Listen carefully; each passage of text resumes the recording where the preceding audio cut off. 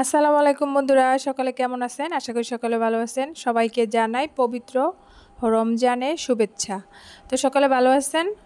তো আজকে হচ্ছে পবিত্র রমজানের প্রথম দিন। তো আজকে হচ্ছে প্রথম তারাবি। তো আমরা সকলেই চেষ্টা করব যে প্রথম তারাবিটা পড়ার জন্য। তো সকলকে রমজানের শুভেচ্ছা জানিয়ে এখানে শুরু করছি। তো দেখেন এদিকটা একটা জিনিস দেখে আপনাদের, যে কিছুদিন আগে যে আপনাদের একটা মুরগি দেখিয়েছিলাম, তো আমার দুইটা মুরগি একসাথে বসেছিল। তো এই যে দেখেন ও বাচ্চা ফেলে এদিক সেদিক চলে যায়। তো এই বাচ্চাগুলা এই মুরগির সাথে দিয়ে দেব। দেখেন এই মুরগিটা ওর সাথেই বসেছিল, একসাথে ডিম নিয়ে বসেছিল। তো ওর ডিমগুলা সব আমি এই মুরগির সাথে দিয়ে দিতেছি। তারপর ওর কুরচো ভেঙে দেব। তারপর দেখেন এই যে এখন এটার ভিতরে দিয়ে দিব। সবচেয়ে মজার বিষয় হচ্ছে এই মুরগিটা কিন্তু বাচ্চাগুলো আমি পরে এনে দিতেছি, তো ও কিন্তু ঠোকরাইতেছে না, সুন্দর মতো ওর কাছে নিতেছে, একদম মায়ের স্নেহ দিয়ে কাছে নিতেছে। যে দেখেন সবগুলো বাচ্চাই কিন্তু আমি একটা মুরগির সাথে দিয়ে দিয়েছি। আর ওই মুরগিটা এখন শূন্য আছে।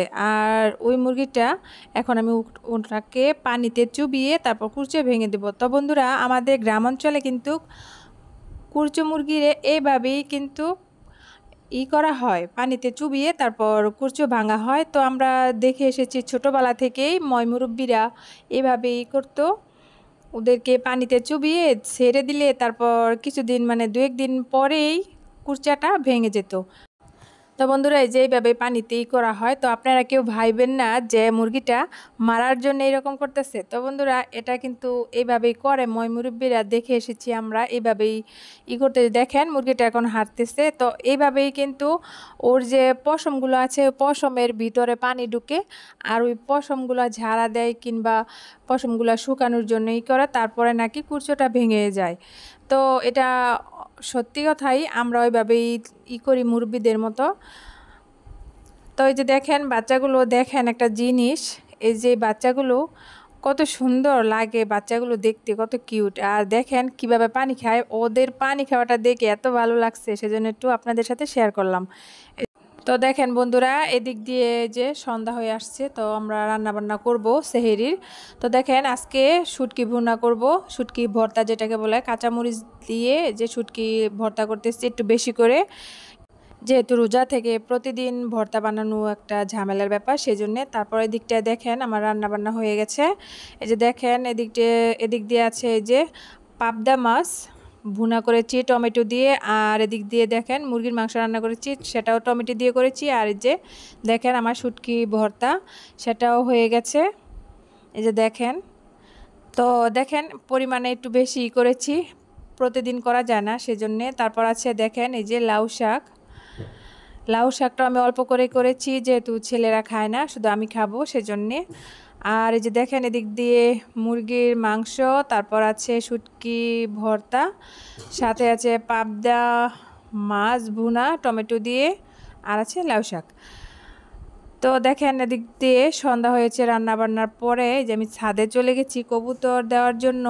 তারপর বন্ধুরা, আপনাদের একটা জিনিস দেখাই, আপনাদের যাদের ছাদ আছে কবুতর পালার জায়গা নাই, তো দেখেন এভাবে প্রসেসিং করে আপনারা পালতে পারেন। তো দেখেন এই যে এগুলো হচ্ছে রড।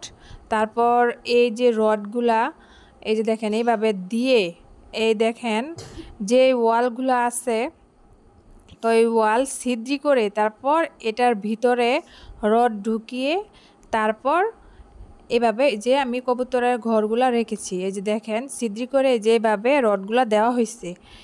তো আপনারা যদি নিচে রাখে তাহলে বাড়ালের চিন্তা ভাবনা থাকে, বাড়ালে খেয়ে ফেলে বাচ্চা তারপর কবুতর, তো এইভাবে রাখলে ভালো বেশি।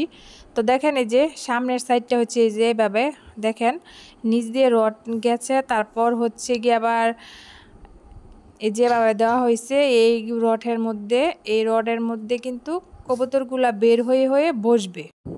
তো আপনারা এইভাবে রড দিয়ে করে দিতে পারেন। এই যে দেখেন আমি উপরে একটা দিয়েছি, নিচে একটা দিয়েছি। তো তো আপনারা এইভাবে চেষ্টা করে দেখতে পারেন। আজকে এই পর্যন্তই, আগামী ভিডিওর আমন্ত্রণ জানিয়ে এখানে শেষ করছি। আল্লাহ হাফিজ।